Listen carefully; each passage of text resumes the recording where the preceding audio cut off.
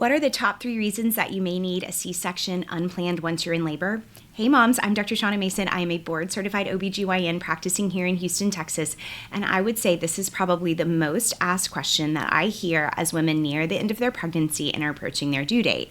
So it comes up a lot in the office. I really don't want a C-section. I'm afraid of having a C-section. What's the likelihood that I might have a C-section?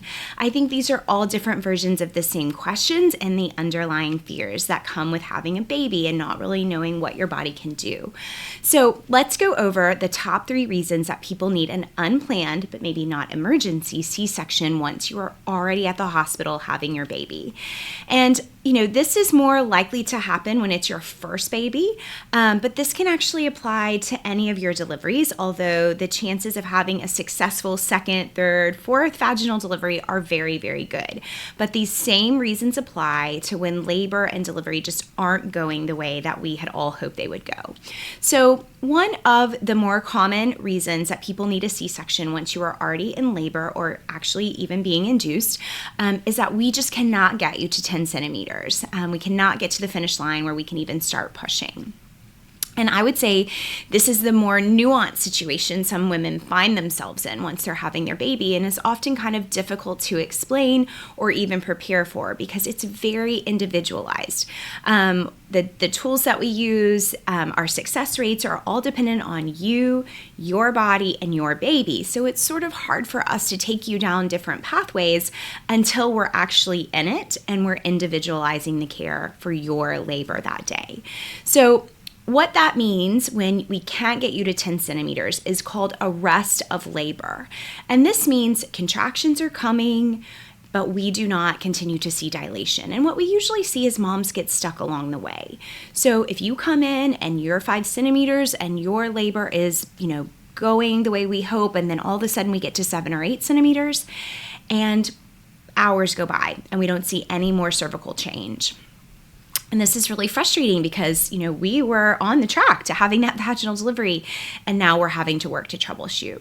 So the good news is there are tools we can use to try to help jumpstart those contractions again or get your body back into labor.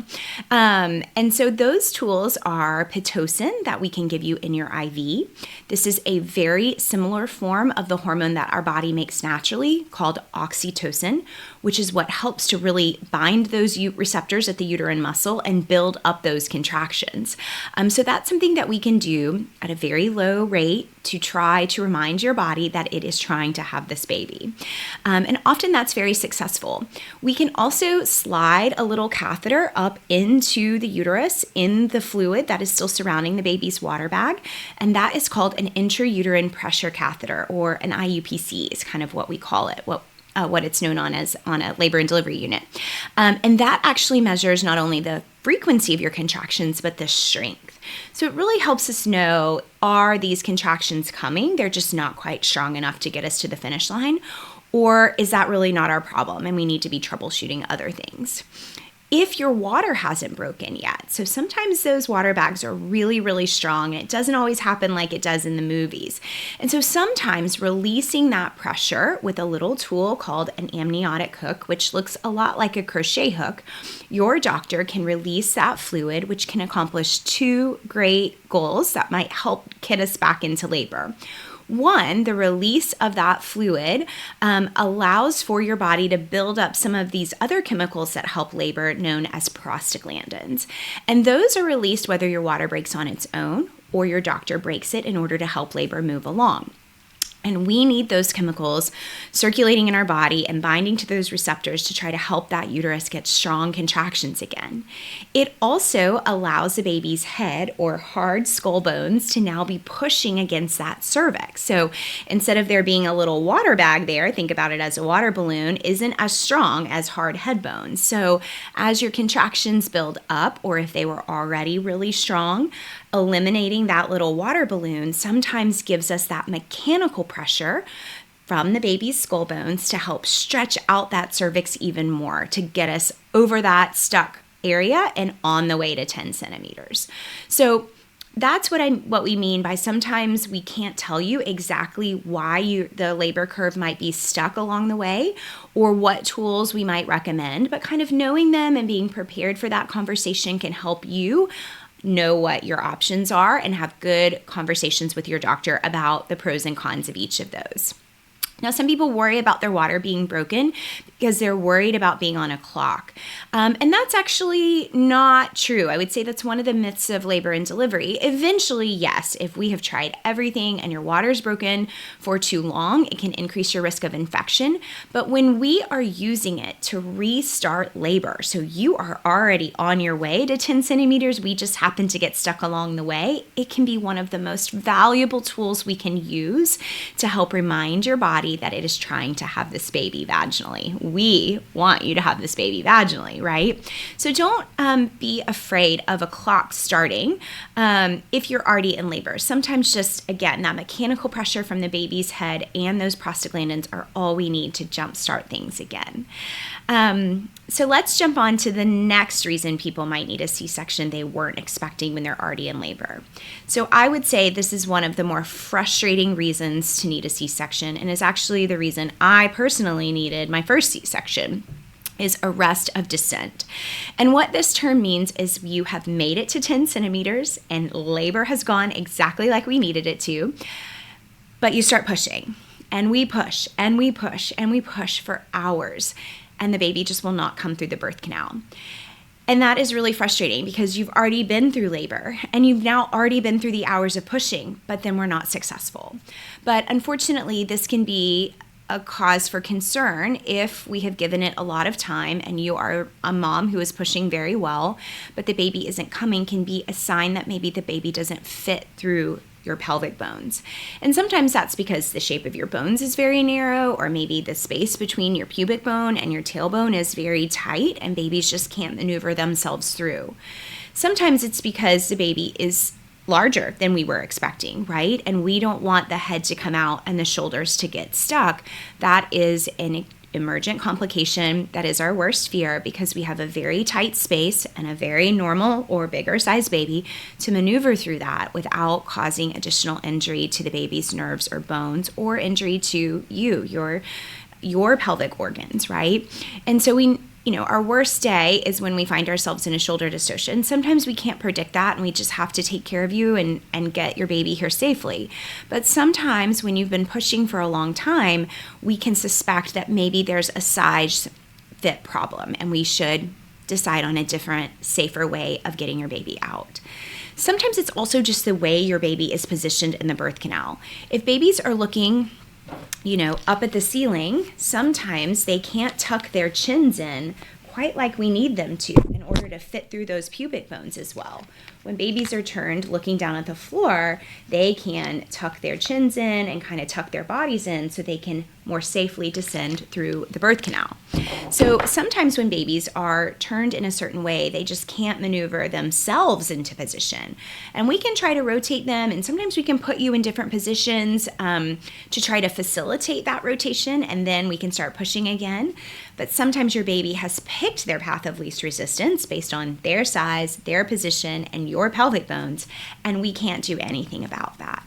Sometimes babies are also tangled in their umbilical cord. So when they try to come down into the birth canal, it gets very stressful for them. And so it kind of tethers them up and they can't come down like we need them to, right? And so sometimes we just have obstacles that we can't predict or foresee until we're trying. And then we try and we try and we try and we're just not successful.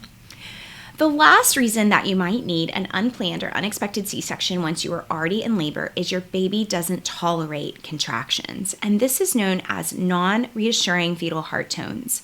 And this means that the contractions are coming, and when the uterus contracts, it does affect the blood flow through the placenta and the blood flow through the baby's umbilical cord. And sometimes that disruption, although brief, is stronger than your baby can tolerate. And we can see sometimes in your baby's heart rate decelerations, or times when we are suspicious that maybe the baby isn't getting the level of oxygen that they need to continue to thrive throughout labor. Now, sometimes we can do things things to troubleshoot this. Like maybe the decelerations are because all the fluid came out. We can add fluid back in. Or sometimes the decelerations are because the baby's squishing their umbilical cord. And if we can get them to rotate a little bit, usually by changing your position during labor, we can relieve some of that pressure, and then babies will relax and we'll see their heart rate be happy again. But sometimes we see decelerations, often described as late decelerations, that happen after the contraction is recovering. So we see the contraction build up. We know that's when the blood flow may be limited through the placenta temporarily, but then we see the dip in the baby's heart rate. And that's when we start to get worried that babies just aren't tolerating labor, and they have a good reserve for a while, but eventually they run out of steam, right? We can drain their batteries very quickly. And so we can give it time, and we can try to troubleshoot or fix the reason that we think it might be happening. But with more and more time, we put the baby at risk for having ongoing deficient support, which then can lead to more complications after birth. So those are difficult times where we want to be having open conversations, what's working, what's not, and how can we troubleshoot it. But if we can't fix the problem, it's really important that we keep both of you safe. We have an unusual job as OBGYNs, right? We will always have two patients to think about throughout your whole labor. We have you and keeping you healthy and safe, and we have your baby, and we have to keep them safe, right? And sometimes we just can't get both parties on board and back on track to have our vaginal delivery. So these are really frustrating days for moms because your pregnancy may have gone exactly like you thought. Maybe you didn't need to be induced. You came in labor on your own, and then all of a sudden we're on detours, right? And so I built a companion guide in addition to a free birth plan that I would love for you to grab. In this video, I talk a lot about these detours and kind of how to prepare for them. But I think knowing that C-section is on the table for all moms, no matter what pregnancy it is, because of these three reasons. And we have lots of tools and strategies to help fix the problem or work around the problem or help kind of give us some more time so that we can see if another solution might work. But there are times when we just can't fix the problems. And thankfully, we have another safe exit strategy by C-section that, although that was not our plan and that may not have been your goal, we still want to keep both of you safe. So I think even if you don't want a C-section, and especially if this is your biggest fear in labor, please talk to your care team. Talk about what you're afraid of. Talk about the reasons that you might need a C-section. Have your doctor explain kind of what her philosophies are, and, get the sense that she's rooting for you. We want you to have the birth that you want, but we're your team that you've built trust with all these weeks of taking care of you to help us get to the finish line, which is a healthy mom and a healthy baby, even if maybe the exit mode is a little different than we had originally planned.